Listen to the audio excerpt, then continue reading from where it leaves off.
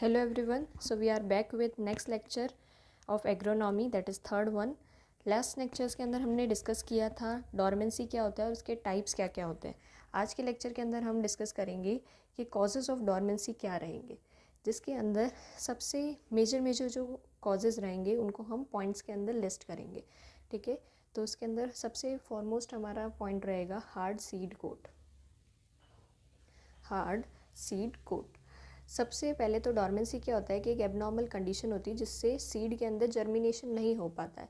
तो इसका रीज़न रह सकता है कि अगर उसका हार्ड सीड कोट रहेगा, बाहर की आउटर जो कवरिंग है उसकी अगर हार्ड रही तो फिर उसमें जर्मिनेशन प्रॉपरली नहीं हो पाएगा. तो ये इसका सबसे मेजर कॉज है. सेकेंड हम बोलेंगे इमेच्योर एम्ब्रियो.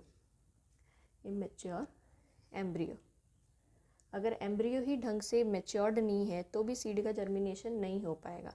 या फिर हम बोल सकते हैं कि कोई इनहिबिटर्स वगैरह की प्रेजेंस हो गई, लाइक केमिकल्स जो होते हैं उनकी प्रेजेंस भी हमारे सीड को जर्मिनेशन नहीं होने देगी. ठीक है, तो थर्ड पॉइंट हो जाएगा प्रेजेंस ऑफ इनहिबिटर्स. ओके, उसके बाद में फोर्थ पॉइंट हमारा रहेगा कुछ एबायोटिक फैक्टर्स लाइक लाइट हो गई या फिर टेम्परेचर हो गया. ओके, अगर सूटेबल लाइट प्रोवाइड नहीं हुई सीड को तो भी डॉर्मेंसी हो सकती है, या फिर हाई और लो टेम्परेचर की वजह से भी हमारी डॉर्मेंसी हो सकती है. तो ये हो गए आपके 5 मेजर कॉजेज़ ऑफ डॉर्मेंसी. आप इनको नोट डाउन कर लीजिए. और नेक्स्ट बात हम करेंगे कि इनको हम कैसे तोड़ सकते हैं या कौन कौन से मेथड्स हम अप्लाई कर सकते हैं जिससे कि डॉर्मेंसी ब्रेक हो सके. ओके, तो जिसके अंदर 2 ही मेजर्स हमारे रहते हैं जिसके अंदर डिफरेंस पूछा जाता है, दैट इज स्कैरिफिकेशन और स्ट्रेटिफिकेशन. तो नेक्स्ट हमारी हेडिंग रहेगी methods to break dormancy. Okay, ये हमारी नेक्स्ट हेडिंग रहेगी. तो इसके अंदर सबसे फर्स्ट आपका आ जाएगा स्कैरिफिकेशन. स्कैरिफिकेशन. और एक नेक्स्ट टर्म आपकी आती है स्ट्रेटिफिकेशन. स्ट्रेटिफिकेशन. ओके, तो इन दोनों के अंदर मेजर डिफरेंस क्या है वो हम डिस्कस करते हैं. सबसे फर्स्ट टर्म आ रही है आपकी स्कैरिफिकेशन. स्कैरिफिकेशन को आप ध्यान से सुनिए कि ये एक टाइप की डॉर्मेंसी है. द डॉर्मेंसी जो कि हार्ड सीड कोड की वजह से कॉज होती है. सबसे फर्स्ट हमने इसके अंदर पढ़ा ना हार्ड सीड कोड की वजह से, तो वही है स्कैरिफिकेशन. ठीक है ना, तो ये एक मेथड है ब्रेक करने का डॉर्मेंसी के अंदर, जिसके अंदर हमें हार्ड सीड कोड या हार्ड सीड का जो पैन होता है उसको हम ब्रेक करते हैं. ठीक है ना, उस मेथड को हम क्या बोलेंगे, स्कैरिफिकेशन. तो हम इसकी डेफिनेशन में लिख सकते हैं कि the dormancy due to hard seed coat, या फिर कोई भी ऐसी एबनॉर्मल कंडीशन जिसकी वजह से डॉर्मेंसी हो रही है. मेनली हम इसके अंदर हार्ड सीड कोट को ही प्रेफर करते हैं, तो उसको हम बोलेंगे स्कैरिफिकेशन. तो हम इसमें लिख सकते हैं dormancy due to hard seed coat जो होगी उसको ब्रेक करने के लिए हम जिस मेथड का काम में लेंगे उसको हम टर्म डेस करते हैं स्कैरिफिकेशन. ठीक है, नेक्स्ट हम बात करेंगे स्ट्रेटिफिकेशन की. स्ट्रेटिफिकेशन से आप एक ट्रिक है इसके लिए कि इसमें हम टेम्परेचर पे डील करते हैं. हमने इसमें पॉइंट्स पढ़ा था कि एबनॉर्मल कंडीशन भी हम इसका कॉज होता है हमारे डॉर्मेंसी का. ठीक है, तो स्ट्रेटिफिकेशन के अंदर हम टी आ रहा है तो टी से आप टेम्परेचर याद रख सकते हैं, क्योंकि स्कैरिफिकेशन और स्ट्रेटिफिकेशन बहुत कंफ्यूजिंग टर्म्स है. तो टी से आप टेम्परेचर को याद रख सकते हैं कि ऐसे सीड्स जिसके अंदर जर्मिनेशन नहीं हो पाता है उसका कॉज क्या रहता है, आपके टेम्परेचर. टी से टेम्परेचर आप याद रख सकते हैं. तो in some seeds after ripening low temperature और मॉइस्चर कंडीशन की वजह से उसमें सीड जर्मिनेशन नहीं हो पाता है, उसको ब्रेक करने के लिए हम जो मेथड अप्लाई करते हैं उसको हम कहते हैं स्ट्रेटिफिकेशन. तो इसके अंदर आपके टेम्परेचर रोल प्ले करेगा. टेम्परेचर बोल सकते हो या फिर मॉइस्चर, मतलब टेम्परेचर याद आ गया तो आपको एबनॉर्मल कंडीशंस याद में आ जाएगी, तो उससे आप एबायोटिक कंडीशंस याद आ जाएगी आपको, तो उसमें आपके टेम्परेचर मॉइस्चर कुछ भी आ सकता है. ठीक है, तो ये दो आपके मेथड्स रहेंगे जिससे हम डॉर्मेंसी को ब्रेक कर सकते हैं. इसके अलावा हम थर्ड मेथड की बात करें तो हम कुछ केमिकल्स का स्प्रे वगैरह कर कर भी हम डॉर्मेंसी को ब्रेक कर सकते हैं. ठीक है, तो केमिकल्स के अंदर हमारे 3 मेन रहते हैं. जैसे फर्स्ट जिसके अंदर आपका आएगा KNO3.